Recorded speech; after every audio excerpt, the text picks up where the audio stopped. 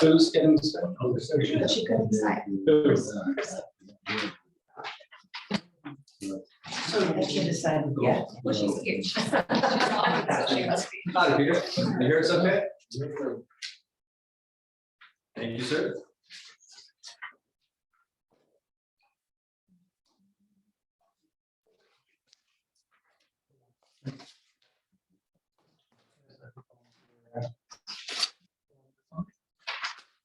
You can look at this one. So there's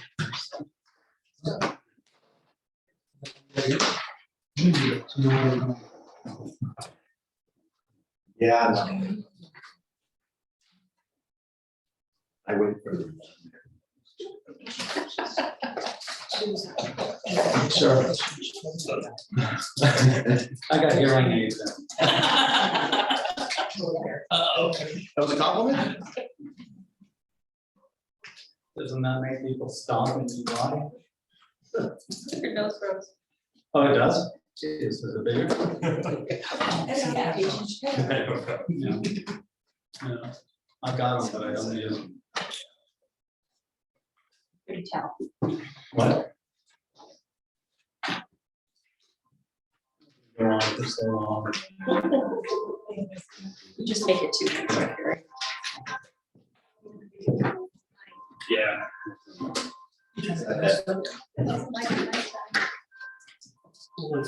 Crackers.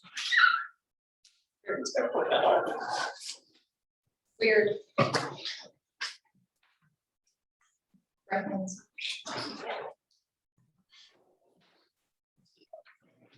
Very.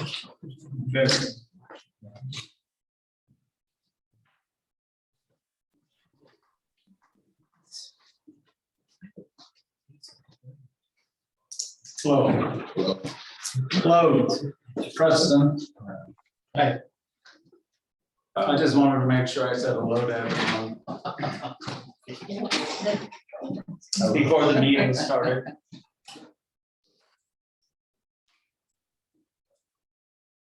I guess I'll say hello down there, but I don't know everyone at that end of the table.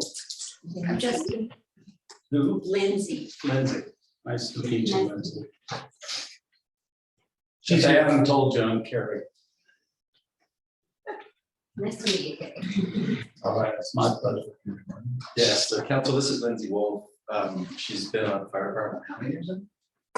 6. Yes, and she's one of our lead wildland firefighters now. She's been in California a couple times, Oregon all over the place with that. And she's also the president of the Fire Association. So busy lady, very helpful. Yeah, fantastic firefighter. Yes, good. 10 seconds.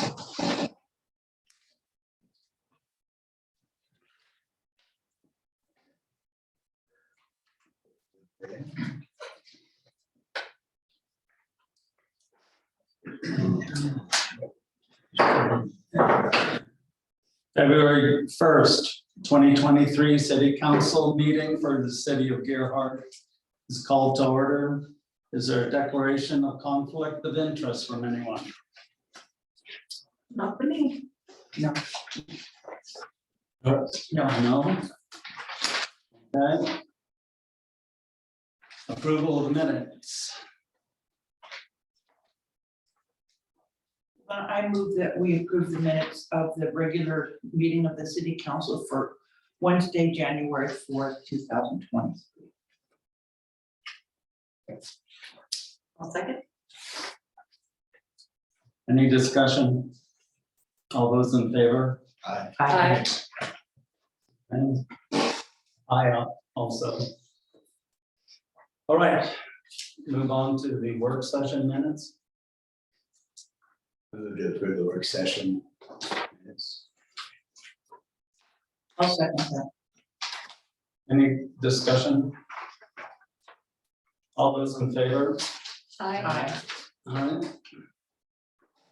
Okay, I had a question. Is the one last night, wouldn't that be approved today?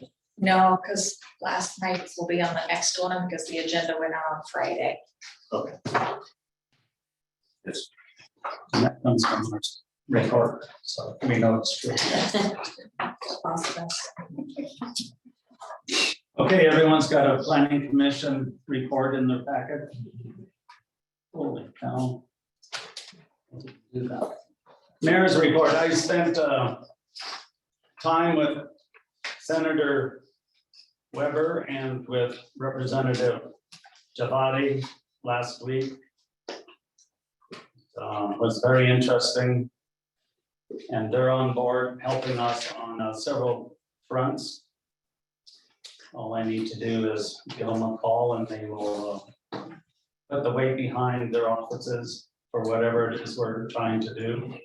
I also went to Senator Merkley's elected official meeting, and then I attended his town hall. I also went to Senator Wyden's town hall meeting. And I know there's something else, but I didn't bother to write this stuff down because it was just enough for me to remember that. That's my report. Council reports, Dana?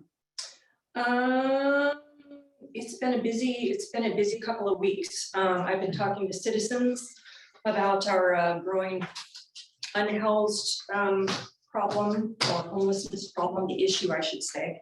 I've been speaking to citizens. I've had numerous conversations with the city administrator from Seaside, Mr. Spencer, the mayor from Warrenton, and I had a very, very good conversation.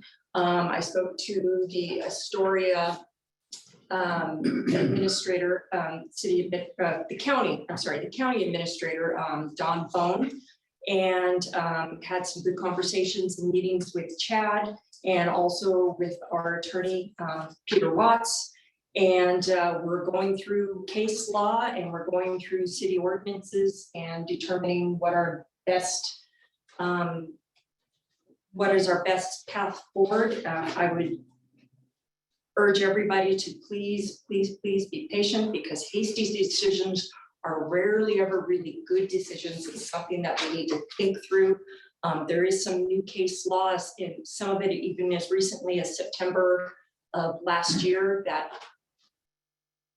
really muddies the water and makes it very difficult to determine what exactly is the correct path. We think that after today, we have an idea of what the correct path is. But again, we don't want to misstep on something like this. This is too important. I have to remind everybody that we have to look at this from a legal standpoint. We can't, being unhoused or being homeless is not illegal. And we can't treat it like just because they're there, they're illegal. However, when they do illegal things, we should be able to address it. However, the courts have made it so that we have to give them some leeway, because some of them, these are their homes, and we have to consider that also. So we have to be very careful about it. We are going forward. I think that it's important that I continue meeting with citizens, and I am interested in hearing from citizens. I imagine we're going to hear from citizens tonight about this. I know people are upset about what they're seeing. Talk to the business owners down there. And I'm asking you to please be open and work with us and give us the information, give us your ideas. We're open to hearing what you feel are suggestions as we're going through this, okay? But right now we're considering what are best practices around us. On Friday, I'm going to a North Coast Small Cities meeting in St. Helens, where I'm hoping to make some more contacts and to talk to some more people about this. But that's what I have to report. Thank you. Preston? It's a homeless issue. Okay. Do you have anything you want to say, or is that the extent of it? Well, I think Chad and I have talked about a solution to getting them relocated somewhere else. Okay. You know, I mean, I think that in the interest of the business community that has to be down there, you know, the Pacific Mini Storage and Mini Storage 2 and French's Gutters and AMI and all the rest of those businesses that are really frustrated and looking to relocate if we can't do something about it. I think that the city council ought to consider vacating that street. Well, we can bring that up for discussion sometime. Awesome. Yeah, also spoken to some of the business owners down there, where the issue is currently. Particularly Corey wrote us a letter in this packet, so I've also talked with Chad briefly about it as well, in conversation. So, yeah, I'd like to have a further discussion about it. Yeah. Okay, Maybe a work session, maybe something. Yeah, it might almost need to be a town hall, but when we do it, we're gonna have to,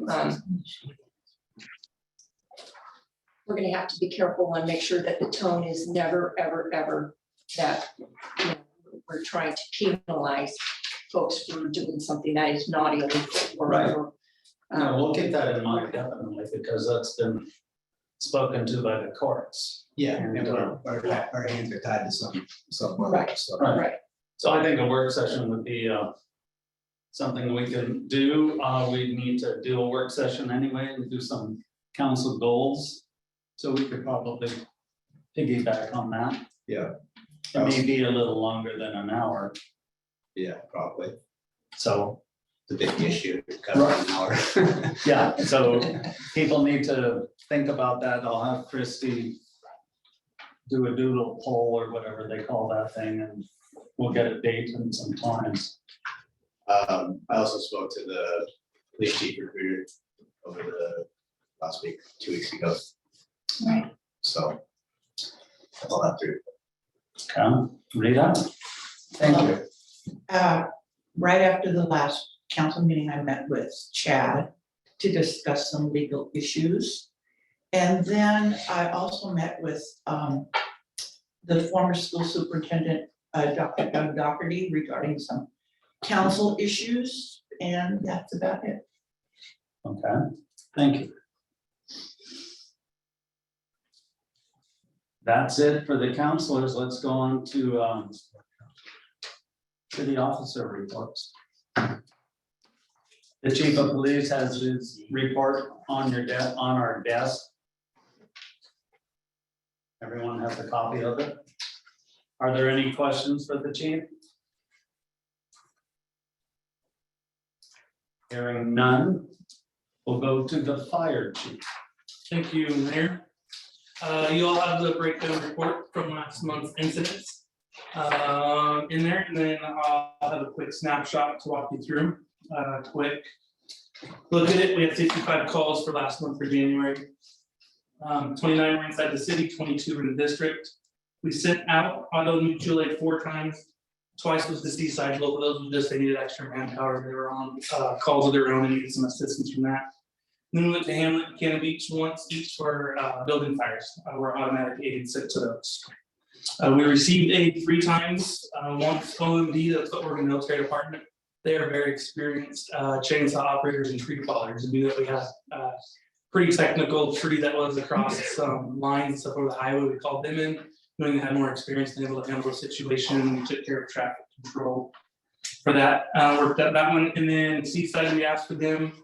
Once medics was delayed, and we had a call that we needed a paramedic on the scene for, and we knew that there was a paramedic on shift at Seaside, so we just called them, sent over mutually for that one.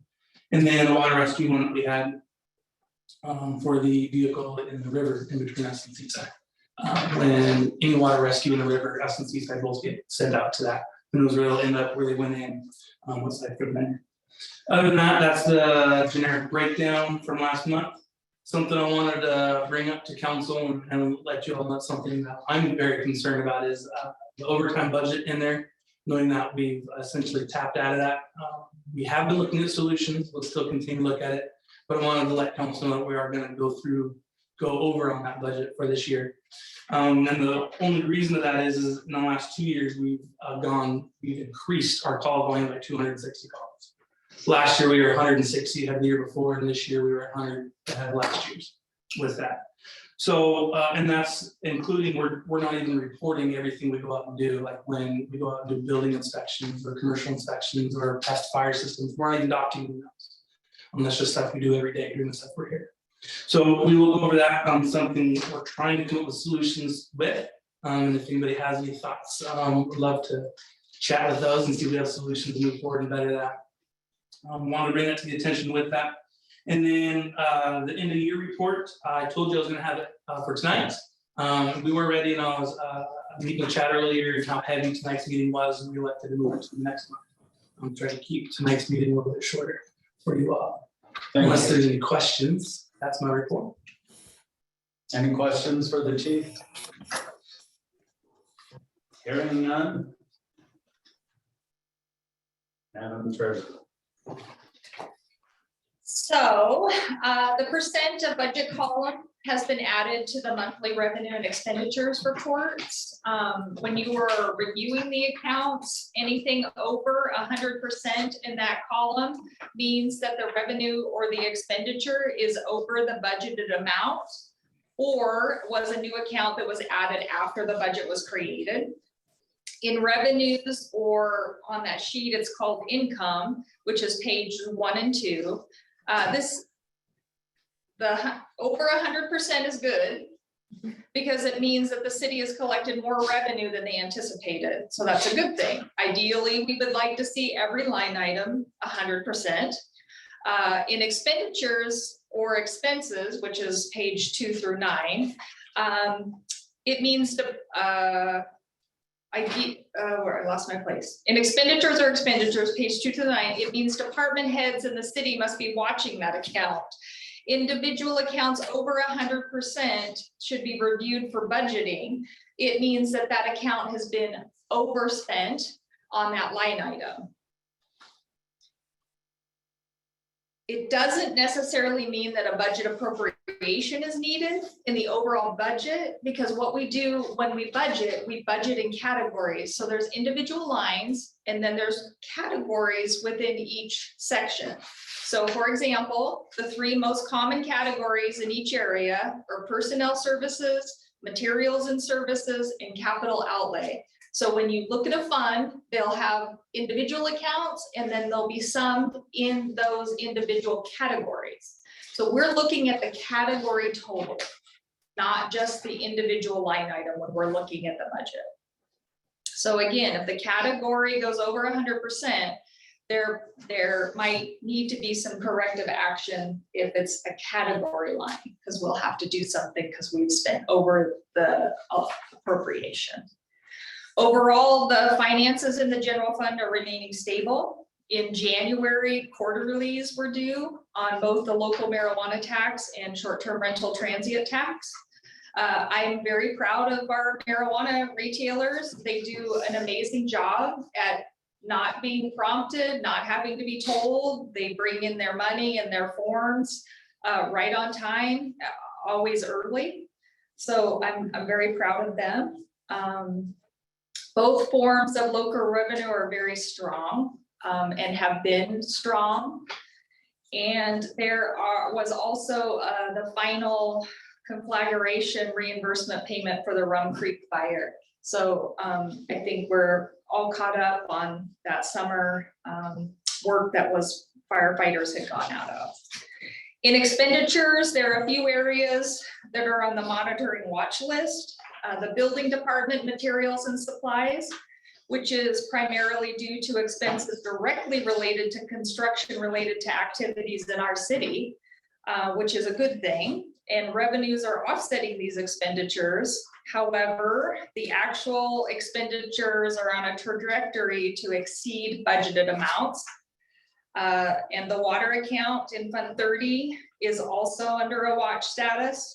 At this point, revenues are anticipated to cover expenditures, but it's very close.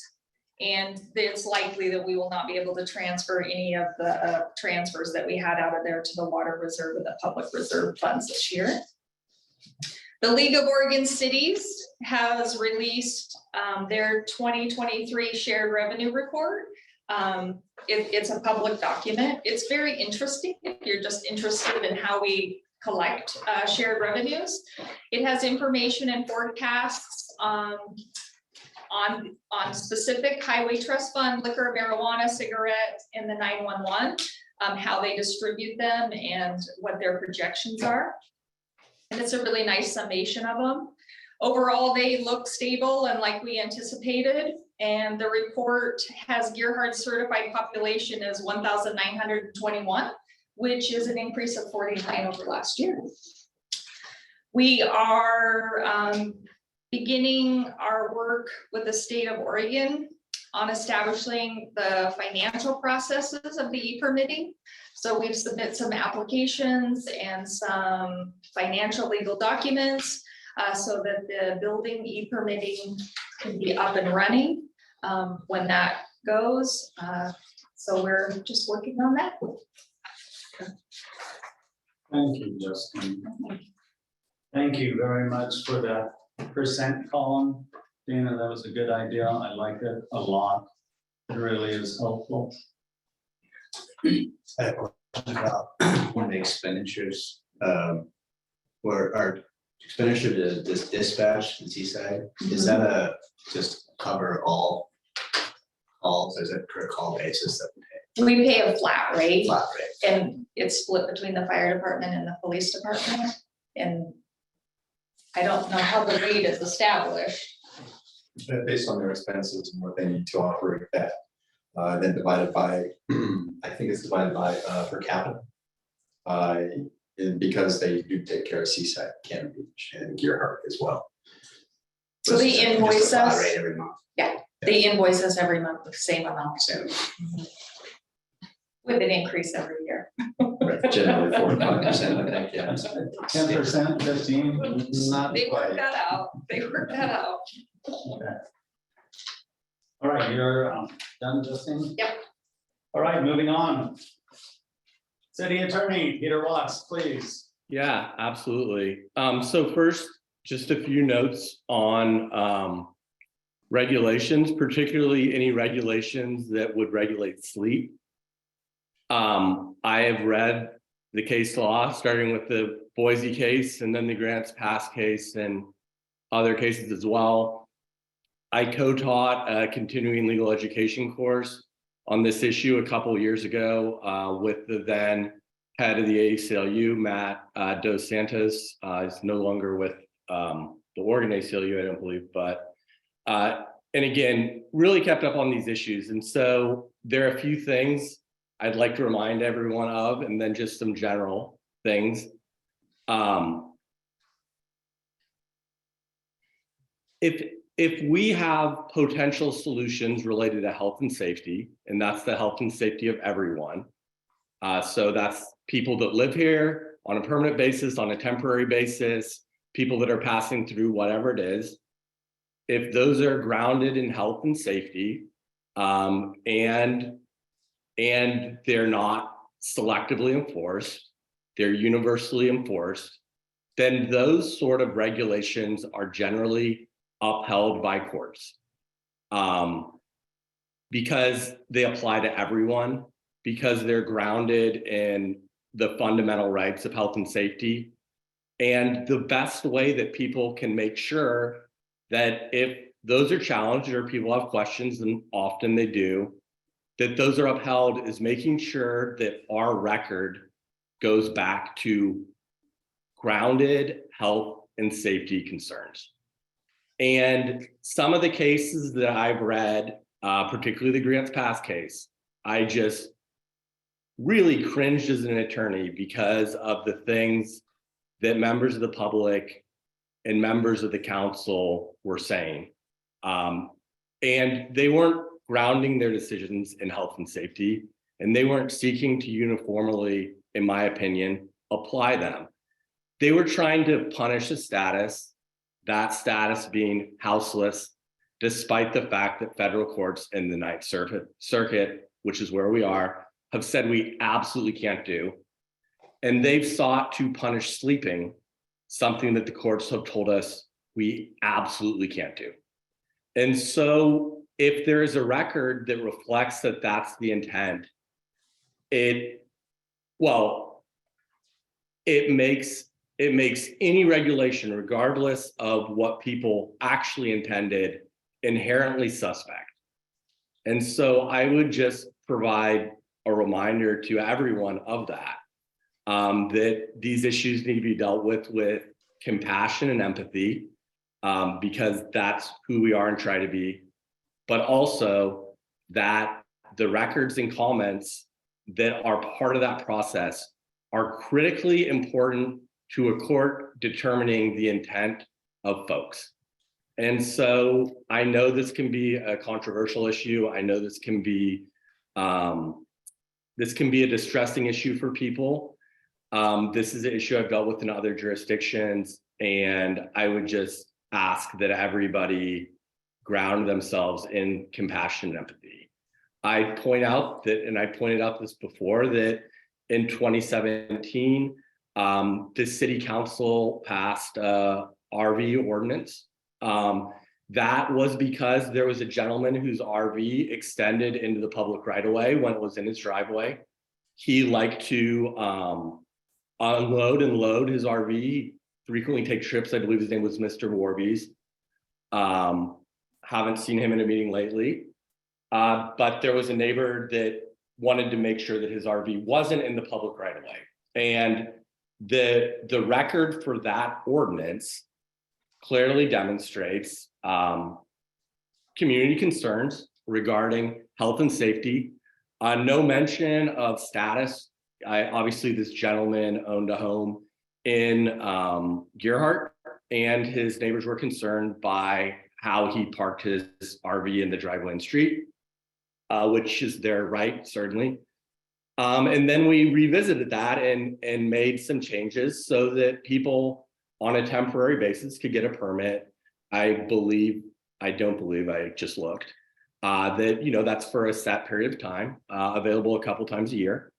And that ordinance has been used in the past. And so as we talk about what we're trying to do, we need to make sure that we don't do any selective enforcement. So if we enforced against Mr. Warbies, which we did, then if there are other people that are violating that ordinance, my recommendation is that we first educate folks on the ordinance. It's been almost 6 years, certainly longer since it first came up, because I remember us dealing with it for quite a while. But that's the sort of thing that we need to look at. And again, with any of our code sections, any of our ordinances, what we want to make sure is that it's not selectively enforced. The city of San Francisco passed a sit and lie ordinance that prevented people from sitting in line, which that sort of thing is suspect. But what the city was able to prove was that the people that were cited under it were neighbors that had apartments in that area of the city that, for whatever reason, decided to sit down on the sidewalk and then were cited by police. And there was a strong evidence that people were being ticketed regardless of their status, being housed or unhoused. And that is the kind of thing that any ordinance should do, because anytime we have selective enforcement, we have legal risk.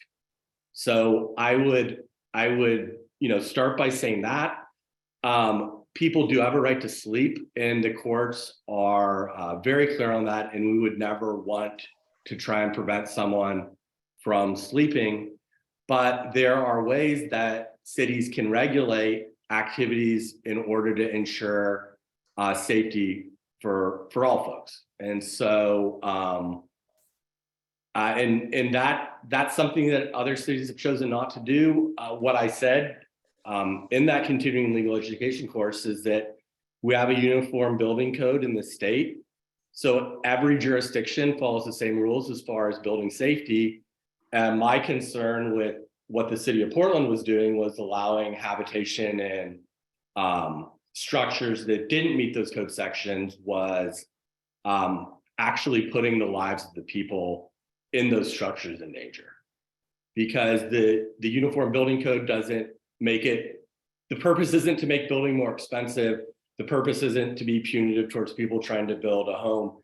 It's to ensure that the occupants in that home are safe to the extent that we can do that. Just like our short-term rental ordinance does the same thing, which is why we have those health and safety requirements in it that ground it.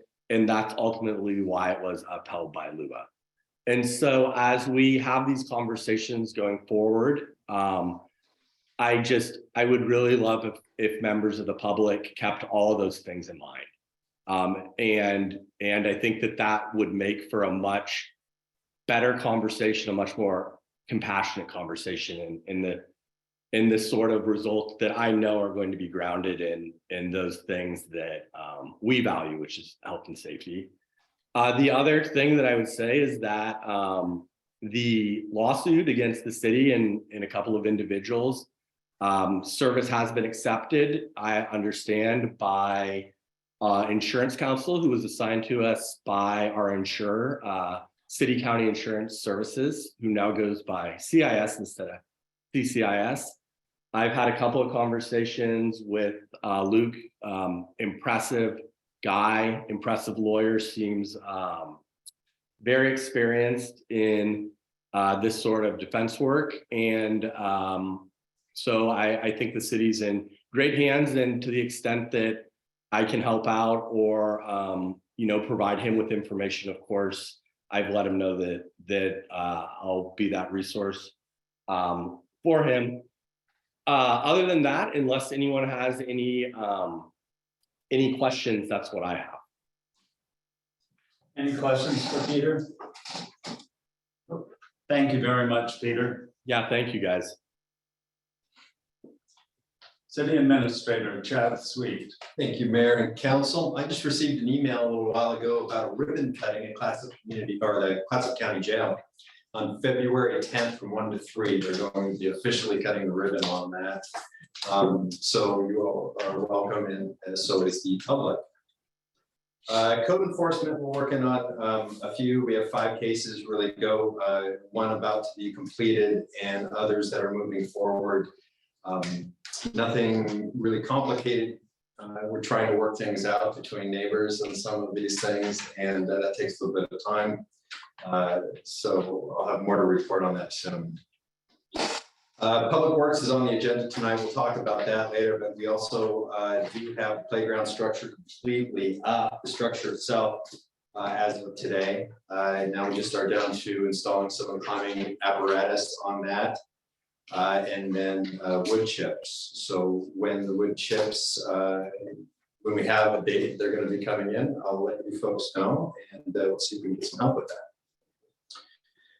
Under staff and administration, we've been working, and by we I mean Angelina has been working very hard on building the e-permitting site for the city of Deer Heart for building code, for building permits.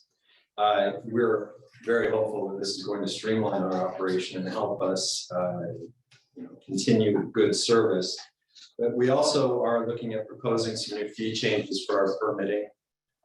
Cost of everything going up. Gerhardt's fees are probably some of the lowest in the county for sure. And so we submitted some information on those fees to the Building Codes Division. They are reviewing them. They're open for the public to review. And then we will be bringing those, after we get that review, to the City Council in the form of a resolution for your consideration. Let's see. Another item that we're working on is the water rate study. We are concerned about the cost of things in the water, well, in every department here in the city. Things have gotten more expensive, but we are working with a group to start the water rate study, and it should start this month. And council will begin receiving information from that group and city staff, and we'll have some things to consider soon. Vacation rentals, we had one other withdrawal, so we are down to 70 active short-term rental permits. Let's see here, we have work session was good last night. We went over the emergency operations plan and park bench policy. Of note, the police chief recruitment is moving forward. We have a profile now and have been working on that, and we'll advertise soon. And then I've also heard that we have some good recruits. I think we were up to 3 for our new police officer as well. So things are looking up there, and we'll have more to report as that process goes through. Any questions from you on that? All right. Moving on to visitors. Hi, my name is Lindsay. I'm the Gifford Fire Department. I'm the president of the association, and we would like to ask permission from the council to hold our annual fundraiser, the Fireman's Ball. So if you guys have any questions about it or anything. So can you tell us a little bit, I have not been able to be here all before, so you were telling me a little bit earlier about it's casual attire, but it's by night, but you'll send out letters. Yeah, so we'll be sending out donation letters, and then people can also donate on our website. Okay, so your website, I know PayPal, I've donated to before on PayPal, and now every time I try and buy something on PayPal, they try and get me to give you more, they prompt me to give you more money. So there's other ways that, what about Apple Pay? Is Apple Pay or Venmo or anything else an issue? Okay. No, and if you haven't been, there's a live band, there will be a beer garden there, we have 20 blackjack tables, and we have our merchandise sales and stuff. That after 10. I'm just disappointed I don't get to wear my prom dress when I'm holding it out of the ball. I don't think anybody will tell you no. They may look at you. Motion. I think that we approve the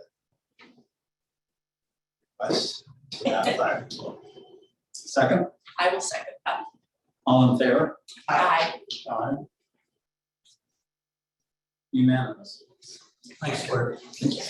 It was tough sell. We're gonna head back next door, thank you. Thank you. Public communication, do we have any email communication? Other than what's in your packet, we didn't receive that. Okay, we'll go over the letters in just a minute. We'll go to oral public comment. Anyone wishing to address the city council concerning items of interest not on the agenda may do so at this time. All remarks will be limited to 5 minutes per person. Requests to comment electronically must be submitted by email to the city recorder at info@cityofdeerheart.com no later than 4 p.m. the day of the meeting.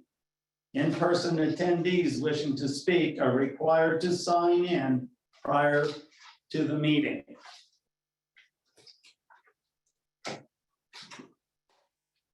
Tom Tees. State your name and your address. Tom Tees, 292 Woodland Avenue, Deer Oregon. I had 2 things, but now I have 3 things. About the rentals where it's 70. It seems to me like in our early discussions, there's a discussion on putting an amount to go down to. Because if we keep going, we're going to be down to 0 and we won't have the income coming off of that. See what I mean?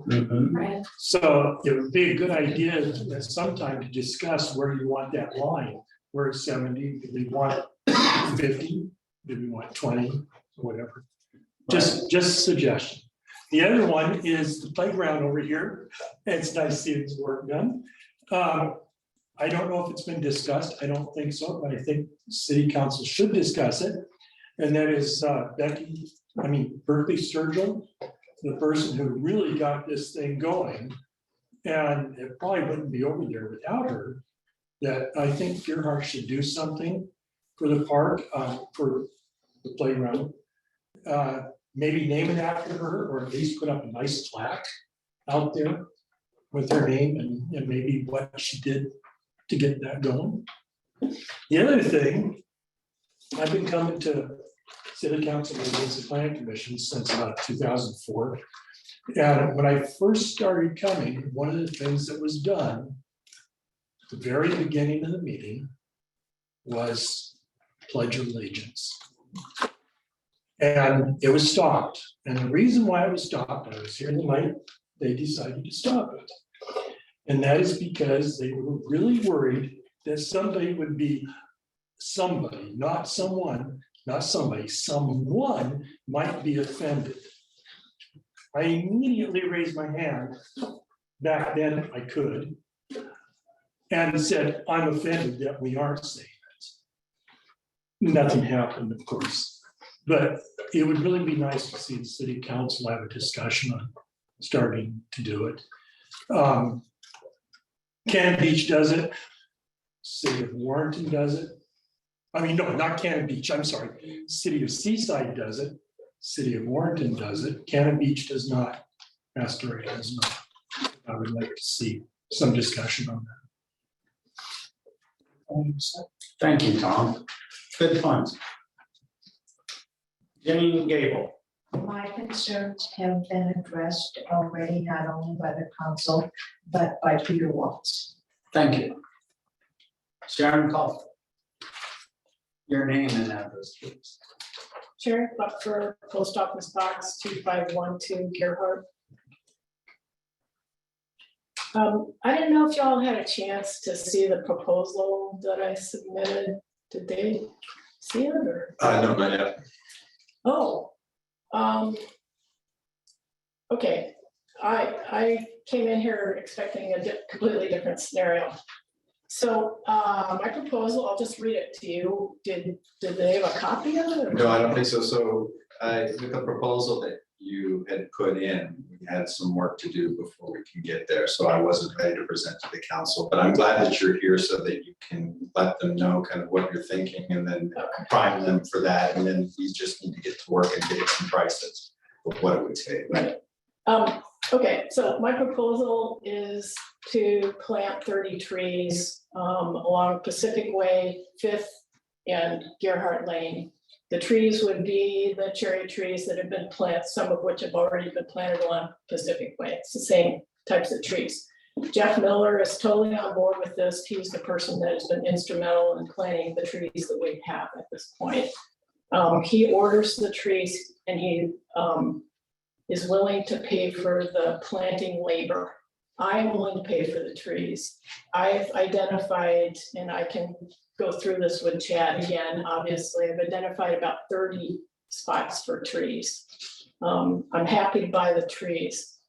What needs to be figured out, I've spoken with Chad about this. He said the city would be able to dig the holes and supply the infill dirt to put into the holes. What needs to be figured out still is the watering situation, which is probably maybe going to entail some spigots that are put up. I'm willing to do the watering if I have a means to do it. Really only have to water through, the warm months. So that's kind of it in a nutshell. I'm sorry, I thought you guys were gonna have this in front of you before I came in here. I feel a little bit under the gun, not that it has to happen in April, but it would be great if the trees could be planted in April so we can take advantage of some more rain before it gets hot in the summer. If that doesn't work out, then we're probably looking at November for planting trees. So it just depends on how fast you all really want to move on this. And the other consideration is Jeff, when I last spoke to him a couple days ago, said, well, he said, I don't know if I can get as many as you want. The guy might be running out or something like that. So I don't know if at this point we're under a time frame for having Jeff order the trees. I'm not entirely clear on that. So does anybody have any questions? And my question to you is there any way we can do a preliminary idea of where y'all stand on this? So I know what to tell Jeff, or I'm not trying to push you. I just, being new to this process, I don't know how we can make this happen. How about if we have something, a new business, okay, because we're not engaging when it comes to people talking. Yes. This is just a policy I have. Okay, so I'll bring it up at that time. Tonight. Yeah. Okay, thank you. Okay, continuing on with correspondence, we have a letter saying thank you for the street light. I didn't know we did that, but on Sunrise Ridge, we have one from Corey French about the situation down there on Glen Street. And hopefully we've taken some of the sting out of, we're not pushing anyone anywhere. We're just trying to do it the right way. The other one is from Nuveen Natural Capital. And they are letting us know that they are going to do a tree harvest by our land. And I believe that's the land up by the garbage dump. Where the old garbage dump used to be, right Yeah. across the way from it, yes, sir. Right. So they're going to be doing a harvest there through the year, and then for the next 18 months, doing whatever they do after tree harvest, the gathering of all the biomass, the Side prep planting. thank you very much. So anyway, that's our correspondence for now. On to ordinance and resolutions. The first one is ordinance 935, which is going to be a second reading by title only. John? Excellent. Thank you, Mayor. So 935 has come before you once before. At this point, we would just need a motion to read it again by title only, and then it would become ordinance in 30 days. Can I have a motion? I'll give you a motion to approve the second reading of ordinance 935, reading once by title only. Can I get a second? All second. Any discussion? All those in favor? Aye. Aye. Thank you, Mayor. Ordinance 935, an ordinance amending the zoning map of the city of Deer by changing the zoning designation from R1 low density residential to R3 high density residential for property description on assessor's plat number 61003BA, tax lot 17 and 1800, west of Highway 101 adjoining Pine Ridge Drive at the intersection of Deer Harbor. Thank you. Okay, moving on. We're going to go to ordinance 936 and read it by title only. This is a title only also, right? Yes, sir. Title only. Can I have a motion? I move that we approve ordinance 936 for its second reading as amended, reading once by title only. Can I get a second? Okay, second. All those in favor? Aye. Aye. Aye. Thank you, Mayor. Ordinance 936, an ordinance establishing a process to acquire a liquor license in the city of Deer Park.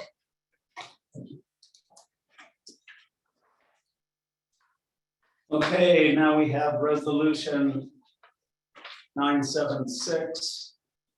And this is, Chad, you can do this. Sure, I'll read the first part of the synopsis. As I'm sure you've already been over this, but the city received the attached correspondence from County Manager Don Vaughn.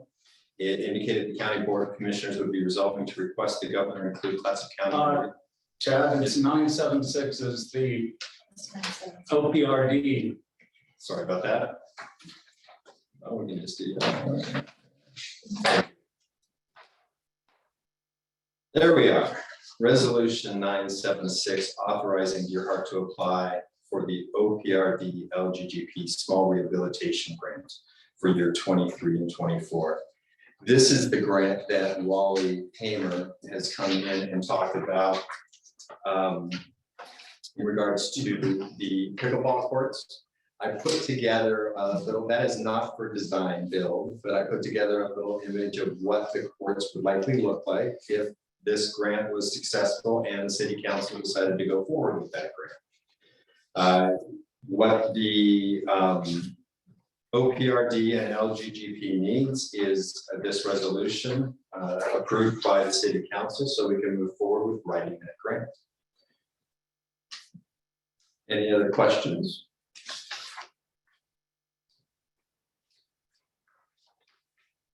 Are there any questions?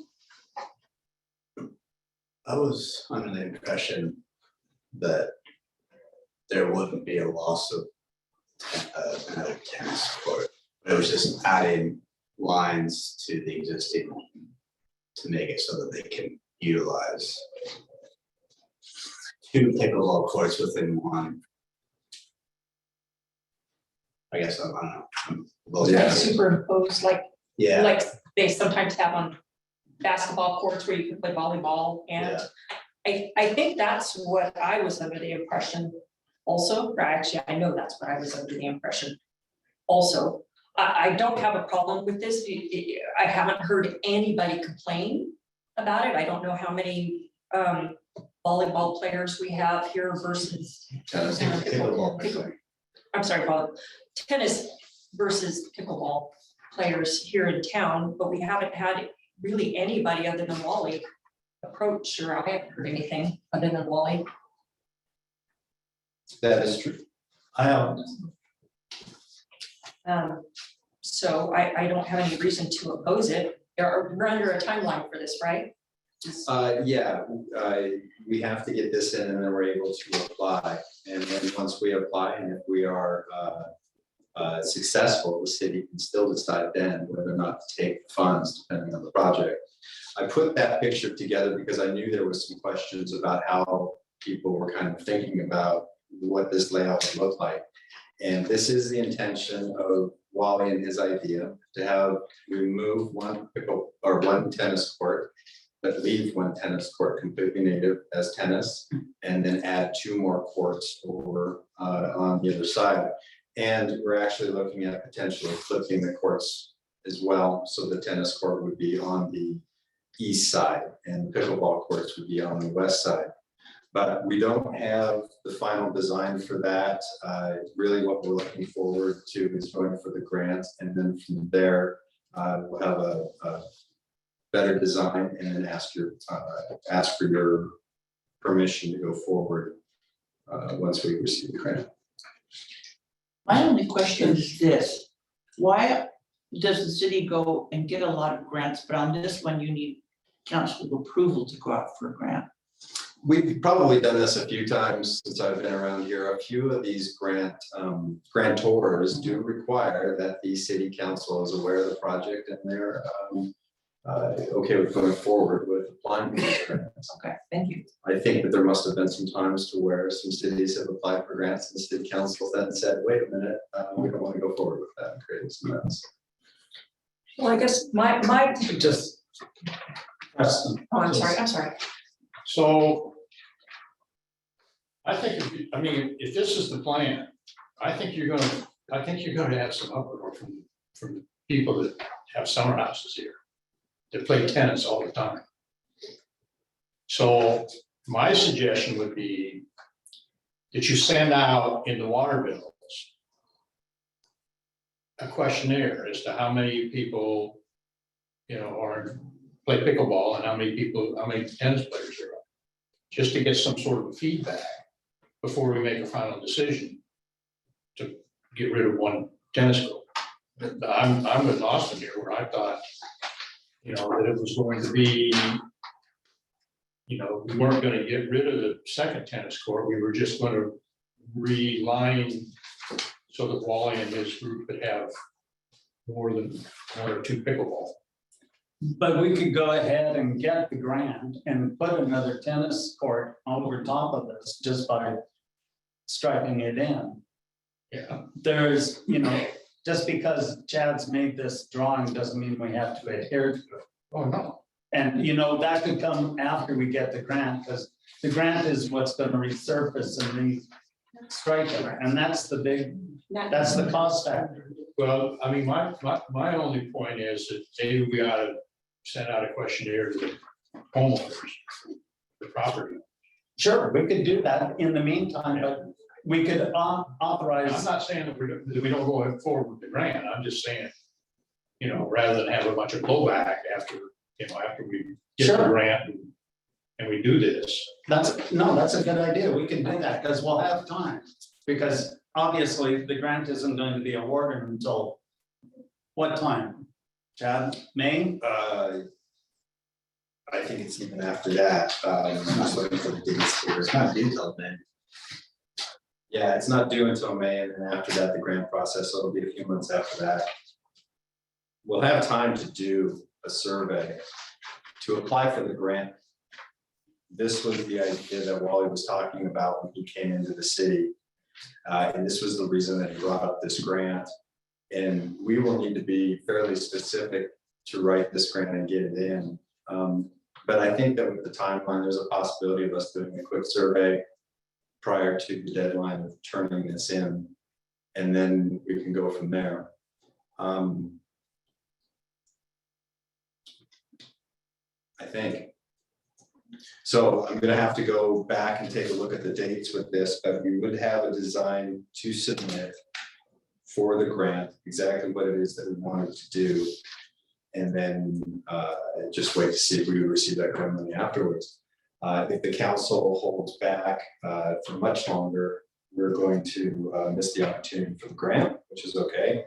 But I think that if we bring this up in the March meeting, we should have enough time. Okay. And the March meeting is going to be for not the survey, but our final design. It could be potentially both, but we wouldn't be able to get the two mail outs done because we only survey. We only send out those bills once a month to half the community, so it takes us 2 months to get the surveys out. When do the water bills go out, Justine? At the end of about the 22nd, so there would be one February 20th and then one March 20th. So we could possibly get an answer before the end of April, the middle of April, and have it to them by May. Is there no way just to rethink the design, so where you have that many pickleball courts, but also keep it? This design isn't from the city standpoint. This was something that was being requested by Wally and his group. And so I'm sure that Wally has talked to the gentleman, Alex Havens, that designs these courts. And if you were to put 4 pickleball courts on top of the lines for tennis courts, it would be very difficult to see the lines for any of them because of the amount of lines that would be. I think we've all played in our high schools to where all those lines are out there, most of which we didn't even know why they were there. But for for this, that was Wally's intention to remove 1 tennis court, put 4, adding 2, and then maintaining the 1 tennis court in perpetuity. I mean, I'm all for securing the money, but I agree with everybody else. This isn't something we decide on without the public's input. I don't play volleyball. I don't play volleyball. I don't play tennis. I don't play pickleball. Okay, we'll bring this back to next month, and in the meantime, we'll figure out how to get some sort of survey done so that you have an idea of how the residents feel. Okay.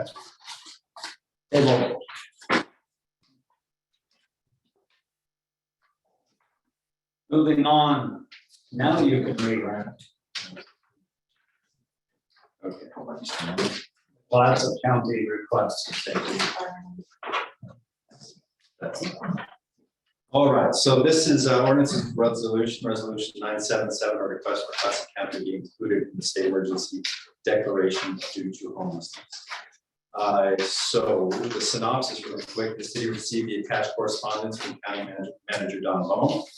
It indicated that the County Board of Commissioners would be resolving to request the governor include the Classic County in her recently issued executive order number 23-02. CLASA was excluded because we were located within the balanced state rural continuum of care. The commission adopted the attached resolution in January. And it has been adopted or adapted to show city support should the council choose to adopt. Councilor Dana, you had a meeting with Don Baum, and there's been some changes in this situation, but I understand that you'd still like us to go forward with this. Right, since he requested that we jump on board with this, the governor has decided to include us, but we still don't know what that means. We still don't know what the criteria, so we can apply, but we don't know yet, you know, whether the county will qualify, and if the county does get the money, we don't know what that money has to be used for yet. But regardless, money is money. Clatsop County needs it. We have probably a bigger unhoused situation or homelessness, whatever you want to call it, situation than most of these other counties. We definitely want the money. We still want to pass this, in my opinion, because we all need to stand together on this. This is the kind of situation that you can't, it doesn't have any borders. And no one, we don't have the resources to handle it alone. Cities around us don't have the resources to handle it alone. It has to be, we all have to be in partnership, and we all have to show some strength so that the government takes us seriously. So I will be voting for this. Thank you, Councilor. Any other questions? Any other questions? Motion, please. Make a motion to approve resolution 977. A second from anyone? I'll second that. Oh, go ahead. Okay, any discussion? No discussion? All those in favor, say aye. Aye. Passes. Council? So this map that was stuffed in with the rest of it, this light areas are the areas that she designated as targeting for homelessness. Correct. Those are the counties that she determined would qualify under her previous ruling. And the dark areas, majority of the state were excluded. Okay. Yeah, that's why I asked them to include this picture, because the picture, yeah, 1,000 words right there. Yeah, absolutely. Okay, moving on. Old business, there is none. Under new business, I'd like to have the council entertain 2 new items in new business. One of them is the very quick resolution for possibly going ahead with cherry tree planting. And the other one is a resolution proclaiming February Teen Dating Violence Action and Prevention Month. So if you guys would, on consensus, just give me, it's okay to do this. Okay. Aye. Preston? Aye. Okay, so we'll continue on. First thing will be is very quickly the discussion on cherry trees. Do you guys feel like you want to have the trees on Gun Club? Not Gun Club. I know you guys want. Gerhard Lane, I just, What is Let's your talk heart? to me. the Gun Club Road. Yeah. They changed it. Someone came along and put up signs and said, we don't like this. Don't know when that happens. I have no idea. What? In the golf course. Yeah, it's at the end of the golf course. cherry trees? Well, okay, well, we're not gonna just, this is council, thank you. Okay. All right, oh, Sharon, Back up. come on, since we don't have your paperwork. The first So- question I have for you is, why cherry trees? Yeah, I asked Jeff that because some people had expressed interest in doing native plantings instead of non-native, which the cherry trees are not native. And he said there's really no good street trees that are natives. Okay. And what constitutes a good street tree? You know? Yeah, I think the shape of the tree and how large it gets, and is it gonna stick out into the road? What about root systems? Are they gonna be disruptive? Cherry trees? I don't think so. They're the same trees that are in front of the water sanitation tennis court area. And City Hall. Yeah, Okay. so, but they're pretty compact, I think is one of the advantages to them. I mean, I would definitely entertain, if you have strong feelings about native plantings, I can do a lot more homework and see if he's wrong. Right. He's the one that orders these trees, so that would put me in a position to try and source the trees someplace else. Plus, he gets a really good deal on these trees. He gets them for $25 a tree, which is dirt cheap. So that would go out the window also. So I don't know, there's things to weigh. So what are these are, I'm assuming these are flowering cherry. Yeah, Okay, so for the council's information, down across from the old grade school, just west of Hanson's mini storage, and the old Kerr's house and like that, there's a pink flowering cherry tree. It was planted there probably 50 years ago. So you can see what size it's gonna get. Okay, unless you prune it and shape it, things like that. So, are we going to plant them on Gun Club Road, or are we gonna plant them? Marion Avenue's got houses on one side and pine trees on the other. And are we gonna do, I mean, what's the location of these? Well, frankly, I need to apologize to Sharon. City staff has not had time to take this project on at the moment. So we've got some things that we need to figure out. Right. We've got a neighbor with the golf course that we should probably go out and have this discussion with as well. Even though this is right of way land, it's just the neighbors across the way. Figuring out ways to water them. We've had successful trees and not successful trees, and it all depends on how they are watered. This has been done on a volunteer basis so far, where these trees keep popping up and people are watering them, and that's been a little haphazard. So really, if we get into something like this and we're going to ensure that the trees are going to survive, we're gonna have to have a plan to do so. So those are some things that I haven't quite figured out yet.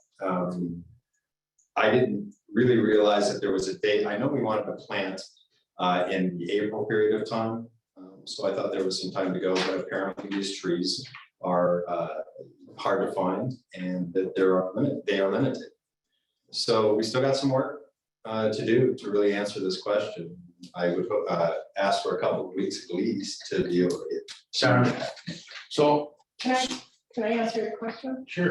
Yeah, so there's a few more spots along the old elementary school along Pacific Way. So these trees, are they not along the Palmberg property on the south side of Pacific Way there? Aren't those also the trees? Yes. Yeah, so there's just a few more spots on the north side of Pacific Way down there. There's spots along Fifth Avenue, and then there's quite a few. I think I got like 15 spots along Gerhart Lane, Gun Club Road. So you're talking about Fifth Avenue from the highway on up, Yeah, the old drive-in? yeah. Okay. I just noticed that the City Hall and Seaside jerked all their cherry trees out. Yeah, they lost a couple during the storm and finished that job off. Oh, and there's two I noticed right out here that probably are barely hanging on and probably should be replaced. Can you wait 2 weeks? Yeah, Can you wait 4 weeks? I don't know. I have to check with Jeff. We'll need to check with Jeff and we'll put it on the agenda next month, Okay, all right? Yeah. And we'll try and do this right and get your information to us. okay. Thank you, Sharon. Thank you. Thank you. Okay, next, on new business, I'm gonna read this proclamation. Teen dating violence action and prevention on February 2023 proclamation. Whereas people between the ages of 16 and 24 are more vulnerable to intimate partner violence, experiencing abuse at a rate almost triple the national average. And whereas 31% of 2S LGBTQIA+ youth experience physical violence in dating relationships, in contrast to 6% of heterosexual youth. Whereas over 33% of high school students report being physically or sexually abused by a dating partner. Whereas high school students who experience physical violence in a dating relationship, are more likely to use drugs and alcohol, are at greater risk of suicide, and are much more likely to carry patterns of abuse into future relationships.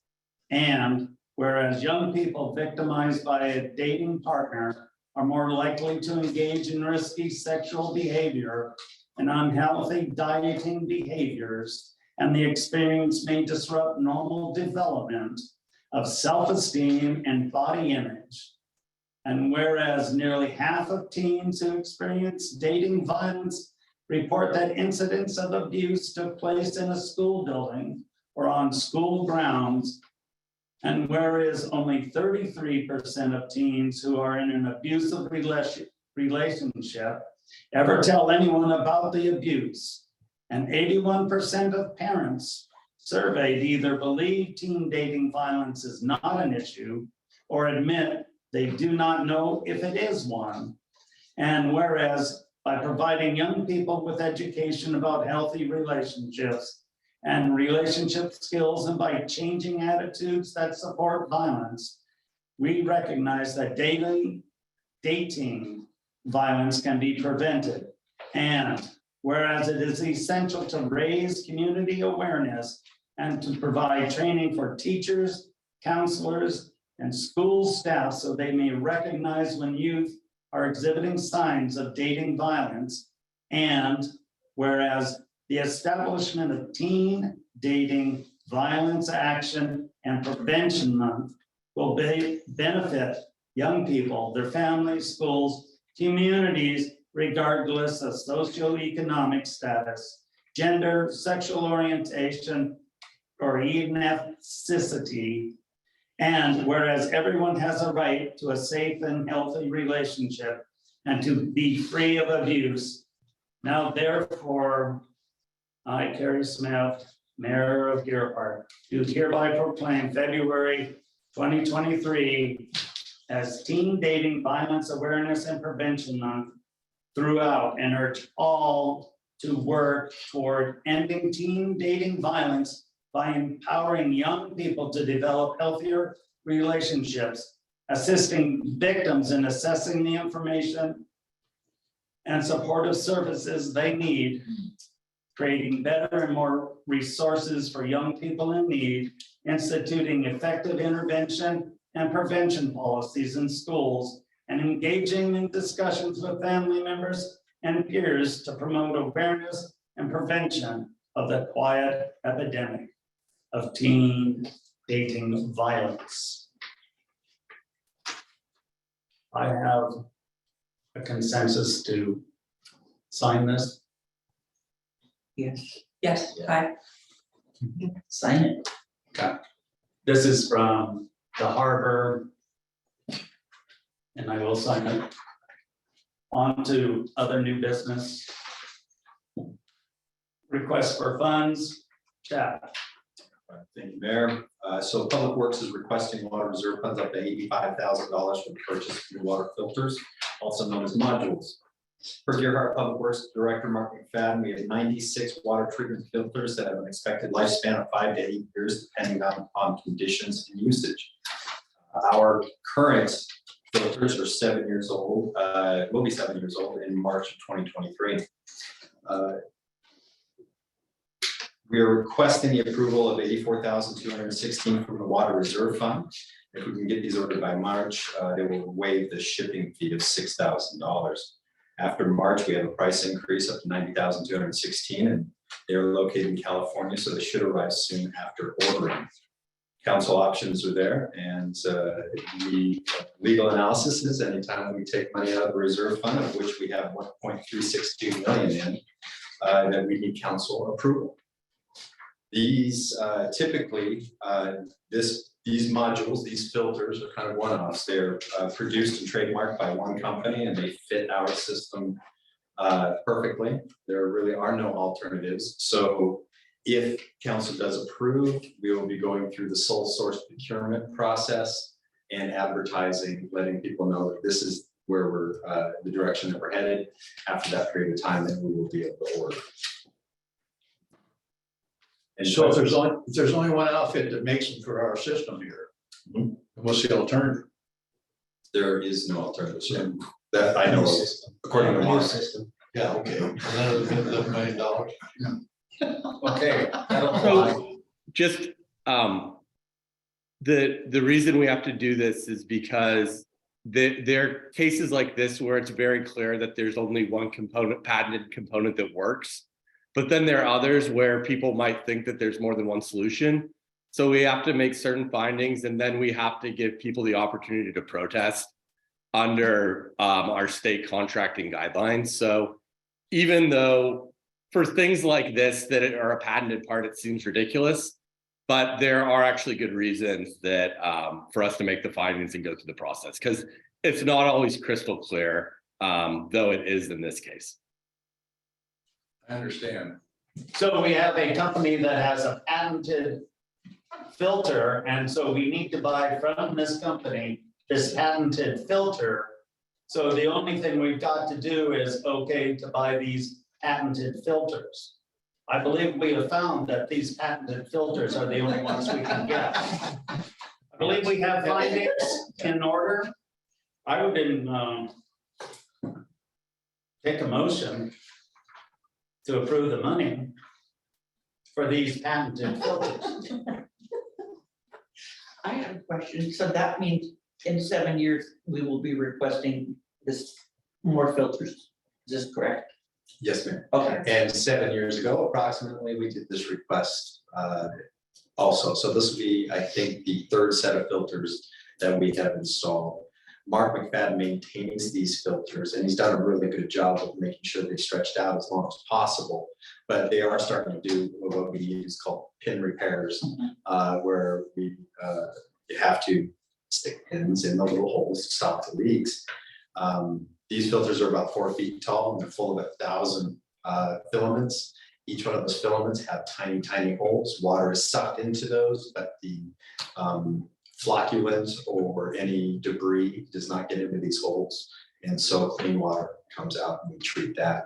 Occasionally, then the system backwashes, pushes all that out, takes it away, and puts it in our settling tank. And then that's what we've had the septic company over the last 2 days, removing all the flocculant out of our holding tank and taking it to CSEC, to the water sewage treatment facility, where they take care of it. The flocculant. So is it possible or is it something we should think about, is doubling up? I mean, I know they take a lot of room, but. Yeah, That's a shelf life. there is exactly, there is a shelf life. There is. Yes, The membrane starts breaking down. something like that. I was told that about my brain. The membrane starts breaking down. That's the reason why it's patented, so that you just keep coming back to it. Yes, sir, we're good customers. Well, you're locked in to these patented water filters. I think it's patently obvious that we have to approve the request for funds up to $85,000, and I make that motion. A second. No second, any discussion? All those in favor say aye, please. Aye. Aye. Okay, I'm not asking for a no vote because I don't hear any. All right, Chad. Thank you, Mayor. New business ODOT letter of support. We have, I think, online, Ken Schonkweiler with ODOT. They presented the final draft of the Gearhart 101 facility plan to the council at the regular September meeting. It was mentioned that the council would later be approached for a letter of support of the project. Attached is the letter staff has prepared for discussion, and with the consensus of the council, the mayor will sign the letter and staff will send it up.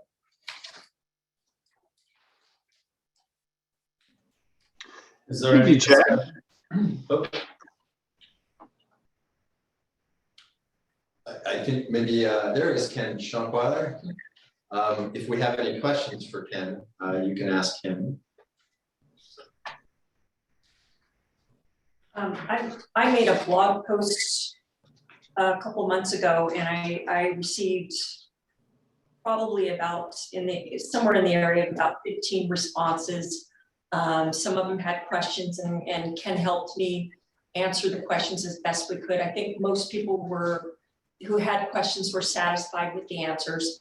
I know that there were a couple of businesses that were worried about how the construction would impact their business and slow down visitors to their business.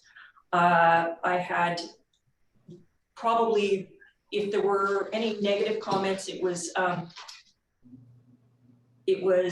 people were concerned about the number of sidewalks and where the sidewalks were going, but once we discussed where they would be and how they would allow access to the east side to get over here, they were in agreement that it was okay, but there were still some people that had some concerns about it. But the overwhelming thing was about the possibility of a roundabout and how that would require that we do some eminent domain and some other issues. And so that was probably the most negative that I got, but everything else was overwhelmingly, in support of this. But it'll be a change, and people don't necessarily always like change.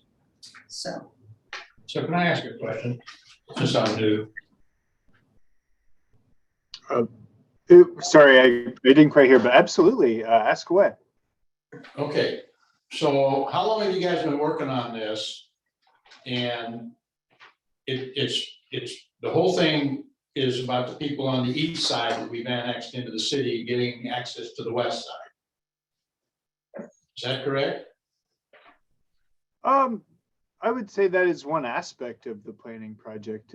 There's just as much of a consideration for traffic and safety through the corridor as there is from the east side and subsequently from the west side. The goal of the project is to create a multimodal transportation system that serves every type of user in the city to the best ability that we can. So this is an interstate highway, correct? Not an interstate highway. Its classification is a principal arterial. So this is a highway. US 101 is not an interstate. US Highway 101 starts at the California border and goes to the Canadian border.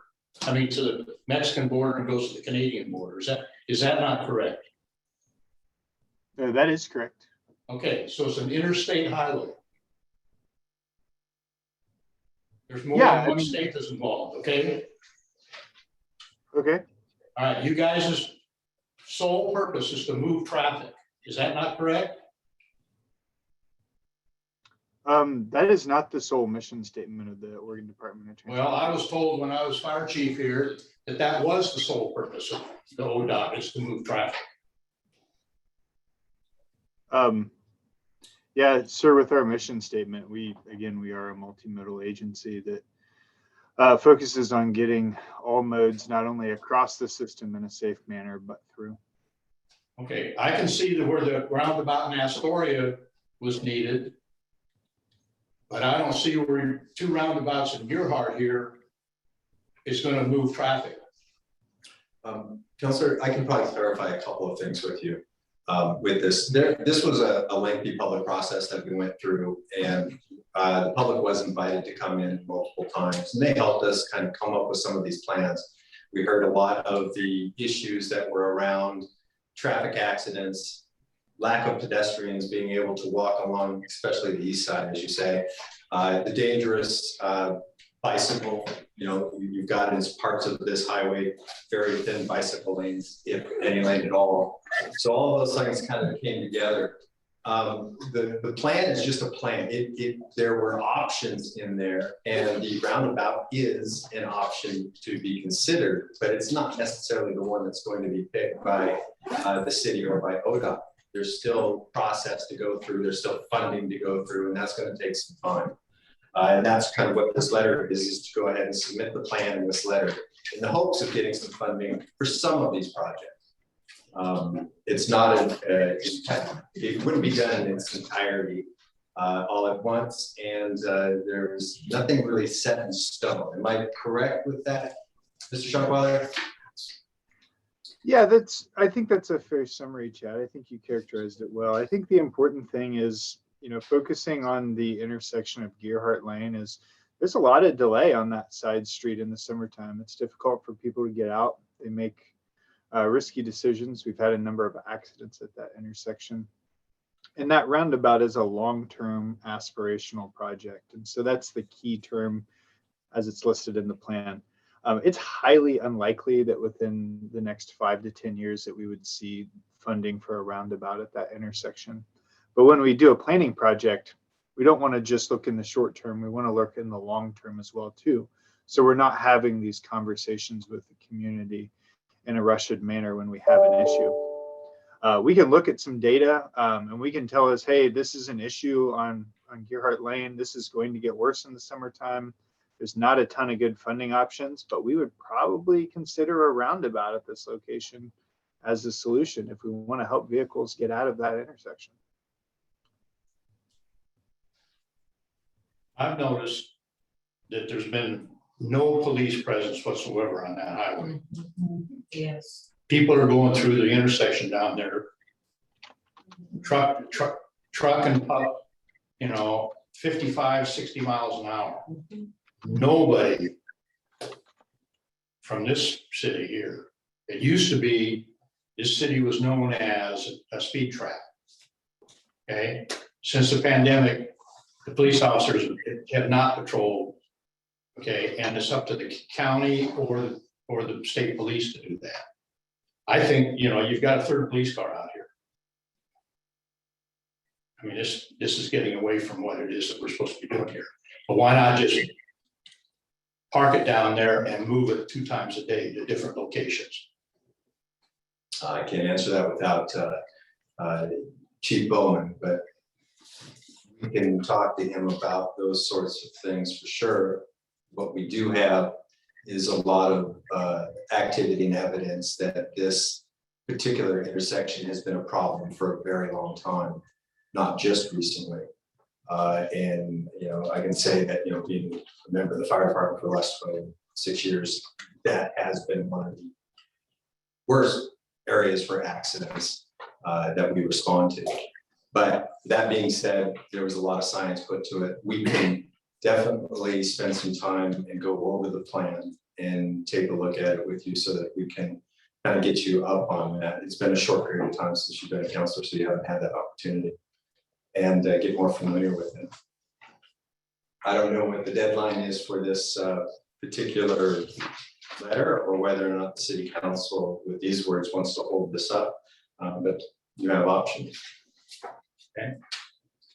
Chad, can I provide some context for that a little bit? Sure, yes, please. Yeah, thank you. And council, again, thank you for hearing our considerations and for really being a part of the planning process up to this point. This is an exciting project for us, and for us to move forward and get a letter of support is really important, not only for the planning project, but for the phases that we can possibly construct and submit grant applications in the future. So I do want to hit on what Chad mentioned. So we went through an extremely extensive public involvement process during this project. We got hundreds of comments on Nextdoor and in our public involvement process. And, we feel that we have a properly vetted solution with the community that we can move forward with and start looking at improvements in the corridor for grant applications in the future. It's pretty important to us that we can get, continue to have the city as a partner for the project and get this letter of support and plan consistency, just basically stating that the plan is consistent with the transportation system plan that was developed back in 2017.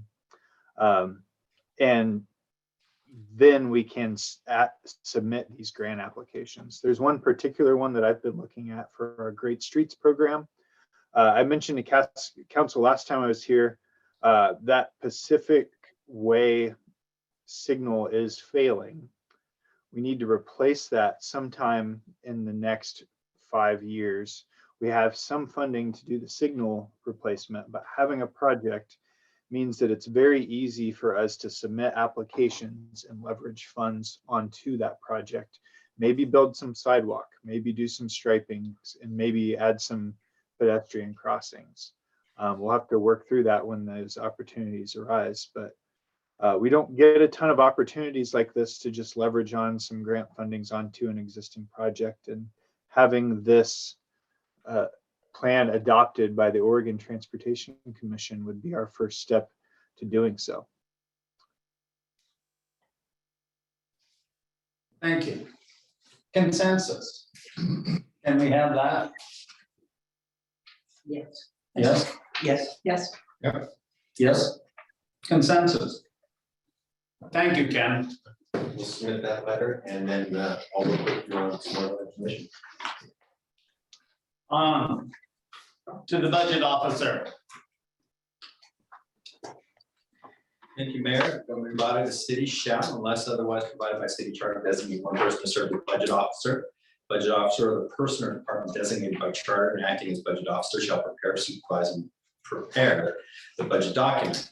Budget officer shall act under the direction of the executive officer of the city, where no executive officer exists, under the direction of the governing body. We last year had made our treasurer, Justine, budget officer. That worked very well for the city, and I think we had a great project. It is up to you to make budget officer, and your motions are below. I'd like to make a motion that the city treasurer be the budget officer for this year. I second. Any discussion? Can we have a vote of yes? Yes. Yes. So be it. Thank you very much. New business, approve the budget calendar. Self-explanatory, we are required to put a budget calendar together that does have, well, it recommends that the city prepare a budget calendar. Calendar maps out all the steps that must occur legally to adopt the budget and allows you to plan for enough time to successfully adopt the budget by June 30th. Staff has scheduled all notices and meetings to accommodate the council's request not to adopt the budget using the emergency clause. So we are, again, this year going ahead of things a little bit. The four-year 23-24 budget will be approved via resolution. Your options are to approve this budget calendar or make changes. I move that we approve the budget calendar as presented. Second, I'll second. any discussion? All in favor, say aye. Aye. Aye. Unanimous. Moving on, new business, Gerhart cleanup day. Something we do every year in honor of Earth Day 2023. Staff is requesting permission to hold the Gerhart Free Cleanup Day. Free for the people that attend the event. It is not free for the city of Gerhart. On Saturday, April 22nd, 2023. Staff proposes Recology delivered to the area in front of City Hall 4 20-yard dump boxes for trash, 2 3-yard dump boxes for recycling and electronics. Boxes will be available for residents to dump trash at no cost from 8 a.m. to 11 a.m. Staff recommends councilors resolve to do so, and we haven't had the estimate from Recology yet, but last year was in the $800–900 range, and we expect it to be similar. It's been consistent over the years, steady growth, but And how do we advertise that so people know? we get it out on the blog pretty quick, and then tradition, people remember the states pretty well, but blog, website.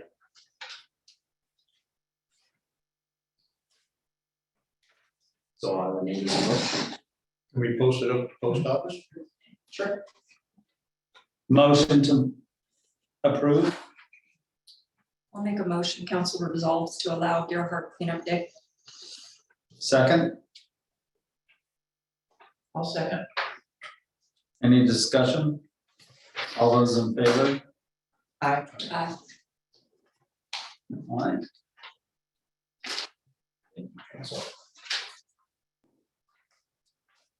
Council concerns, Rita? I have no concerns. You're wonderful. I know. Austin? Nothing today. Preston? Nothing today. Yeah, No, it's kind of lumpy. I have nothing else. I've said enough. I have nothing. Motion to adjourn, second, So we used to have a line down here where you would, public concerns could be at that point in time, do you recall? Sorry about. yeah. I do recall. So if we can go back for a minute to the man that was talking, the engineer that was talking about ODOT. They're talking about putting in a cement sidewalk on the east side, a wide space for bicycles exactly there too. We're gonna lose a lane that now is, that you've talked a lot about. The third one in the middle was a problem. And we're missing the elephant in the room, which is all of our people on the east side not getting across. They don't have access to that. Oh, there are crosswalks on Where is the crosswalk? it. I don't have them now, but there are at least 4 different crosswalks on 101. They're not striped. Where are they going? When you think about the people that support us here are on the east side, a lot of them. And if you look at some of the land that is still in the next 20 years going to be developed for homes, meaning income for this city, it's going to grow and grow potentially. Because we're just about filled up here as far as the livability or where you can do it. Maybe this, obviously going from zone 1 to zone 3, and I sure agree with what that gentleman talked about that has this place that he's talking, I think increasing that and helping the people here. But we need to work on something, whether it's an elevated bridge across from the east to the west, to allow, the sidewalk is not going to do anything.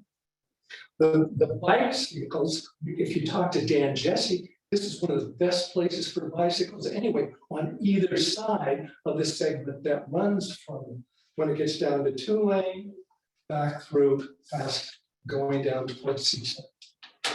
We need to look at something like that and have people with an elevated crosswalk so that they can have the livability on the east side supported by the city that we would like to have. If we're going to talk about homeless, we need better lighting there. We need to do some other things that are. Why don't you write that out and submit it to the council so we can look at it at a work session, so we can see what your idea is? Because right now, we have motioned and voted on ending, and I'm going to gavel this to an end right now, Harold. That's But fine. if you write it out, we will look at it.